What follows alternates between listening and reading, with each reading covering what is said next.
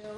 What I wanted to ask was that if I want to get information from consumers and then turn it around and sell it to businesses, from a regulatory perspective, what do I need to be careful of except for the privacy statement that I get the users sign on to? I'm sorry, from a what perspective? From the regulatory perspective. Oh, privacy and regulation. Yeah. Yeah, that's a great question. I think it is going to depend on the type of data you're collecting and the purpose and how you're going to employ that data. So PayScale has to make some promises to the users or we would get no data. And that promise is you can do it anonymously. We will never produce any report that would allow you to triangulate and determine who that user is or where they work and how much they make publicly, that type of thing. And will always be reported anywhere else in aggregate, meaning we'll group data together so there would be no way to decipher it and pull it back apart. And so that promise and the fact they're going to get a report that's based on that data allows users to overcome that privacy concern and input truthful data in mass. But if you were to ever go against that promise, it would fall apart. And so I think there's been a lot of examples with Facebook data that's been collected. They've actually had to regroup a couple times now on being careful about how they're releasing their data to other websites and services for other companies that are accessing that data. It's a complicated question, and I think it depends a lot on the use case. But ultimately, you're just going to have to analyze that on a case-by-case basis. Yes? So, the person who gives up their salary information to your company gets to see every report that is generated or their data was aggregated into the report? So basically, they enter data, and they get a report back that finds a peer set. So we use all our technology to find, say, the 100 people that match your job profile, your location, experience, stuff, exactly as we could match, all anonymously. And then you get a report that says kind of where you stand on a bell curve relative to those other people.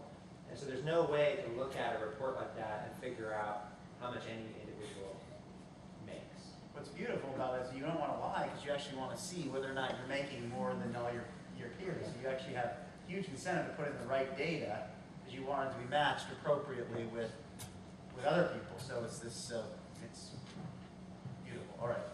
Yes. Oh, okay. So this question is for all of you. So far, what is the best go-to-market strategy, and what is your exit strategy? Well, we exited. Yeah. Last year we sold the majority interest to Warburg Pincus, a private equity firm. So that was our strategy. Well, I guess actually I should restate that. I'm thinking about myself as a founder, not as the corporate. And in the future, I think the company will either go public or have a strategic acquirer. Any other quick thoughts? Yeah, I think the startup, basically there's only 4 end state. Either you go IPO, which is the supreme outcome, or you get acquired, or you become a lifestyle business, or you file for bankruptcy. So those are the only 4 outcomes. So everyone strive towards basically the supreme outcome, but there are requirements. To me, basically, like in order for you to successfully IPO, you need to you need to be operating in a very large market. You need to be generating decent sized revenue, and you need to be able to kind of have a vision to continue to grow, because in a public market, if you don't demonstrate growth, you're crushed. So to me, I think each one of us basically, you start with the highest notion, and you keep looking at data at each step point. And then opportunities get presented to you both in terms of the business traction you're getting, or one of the other outcomes may be possible. And you look at many things and many factors and decide an appropriate outcome for all shareholders. And I would argue a little bit about the supremacy of an IPO. The private equity market over the last 5 years or more, actually. Sure. And acquisitions are a very noble exit, I think, for the majority of startups. And then the one advice I give is try to exit with an end-to-end business so that they can't poke holes in your business and discount the price down. So make sure you've got a staff that'll stay, things like that, because they'll use that against you in negotiations. See, do we have time for one more question? Sure. Yeah, I just, we didn't seem to cover kind of a popular revenue model that we're hearing about today, which is the enterprise software solution model. And I just wanted to see if quickly, maybe any of you guys had some experience with that. You know, Reggie, like your business, for example, you guys could have gone that route and sold to big, you know, property companies, but you chose a different route. So just interested in a few comments on that. We have a tiny piece of our business as a SaaS model. Yeah. And we basically got decent traction over time. We can probably pursue that. We like it because it's recurring revenues, and once you build something that becomes part of someone else's infrastructure, you hardly get turnovers. Like all our customers, none of our customers have turned over. So to me, I think I'll recommend that because you basically kind of charge on a service basis that people like to pay, and they don't have to do capital investment. Plus, you can do innovation very fast, and then keep servicing them. So that's the only experience I have. Not selling basically shrink wraps enterprise software, but really, there's lots of successful examples of SaaS models right now. You should look into it.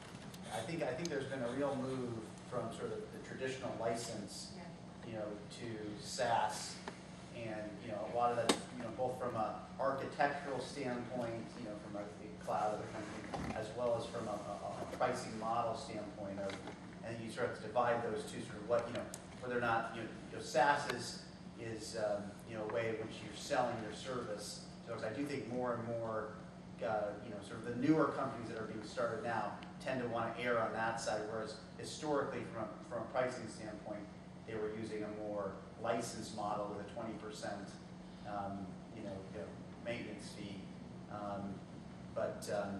You know, there's some really great articles and other things that have been written about, like, you know, a venture firm called Bessemer wrote this wonderful piece on like the 10 sort of ways to think about this sort of topic for SaaS models if you're really interested in that space. I think the other thing about SaaS that shouldn't be overlooked necessarily is we have a SaaS business that is maybe it's 10% of our revenue or something, 5 or 10%. And it's basically a CRM for our providers. And as an enterprise, you know, business and pricing model and so forth, it's great. It's recurring revenue. It's a very high margin. It's terrific. But the real important part about it for us is that it's a strategic platform for us. It's a way to be connected to our customers. And so, you know, we don't want to be in competition with Salesforce.com because we're not going to win that.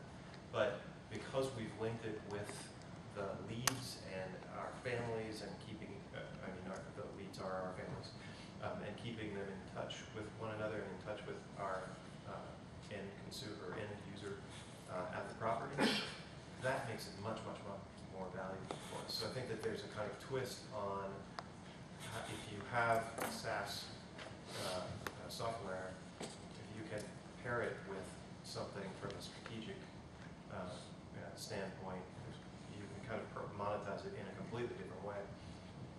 Well, this has been a great panel. I feel like we could go for another 2 hours and not get. I'm not bored. I mean, you guys are probably bored out of your minds, but I'm totally interested in. So this has been an incredible set of CEOs and founders and executives here. So let's give them a.